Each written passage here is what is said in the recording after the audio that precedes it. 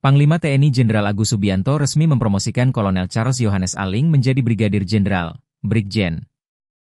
Brigjen Charles, penerima sangkur perak Kopassus, termasuk dalam daftar 42 perwira tinggi dari 3 matra TNI yang mendapat penugasan baru. Sebelum promosi, ia menjabat sebagai Kabak Dukmin dan Protmen di Sekjen Kementerian Pertahanan, Kemhan, dan kini ditugaskan sebagai Kepala Biro Tu Protokol Sekjen Kemhan. Lulusan Akmil 2001 ini memiliki banyak pengalaman penting, terutama saat bertugas di Korps Baret Merah, Kopassus. Salah satu kiprah yang menonjol adalah keberhasilannya memimpin operasi pembebasan sandera di Tembagapura, Papua, pada 17 November 2017. Saat itu, kelompok separatis bersenjata yang dipimpin Teni Kwalik dan Ayub Waker menyandera ratusan warga dari beberapa kampung, lalu menahan mereka di Kampung Utikini. Para sandera bahkan sampai kesulitan makan dan bertahan hidup dengan memakan daun-daunan.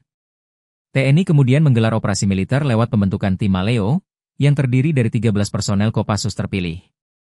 Tim ini dipimpin oleh Letkol Charles Aling, yang saat itu menjabat sebagai Dansat 81 Kopassus. Mereka diberi misi menembus medan berat yang penuh jurang dan licin untuk menyergap penyandera secara senyap.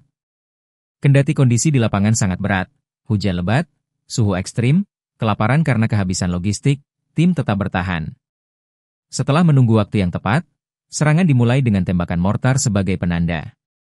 Serangan mengejutkan ini membuat kelompok separatis panik dan melarikan diri. Baku tembak terjadi selama sekitar 30 menit. Akhirnya, Kopassus berhasil menguasai kembali kampung-kampung yang disandera dan menyelamatkan seluruh warga.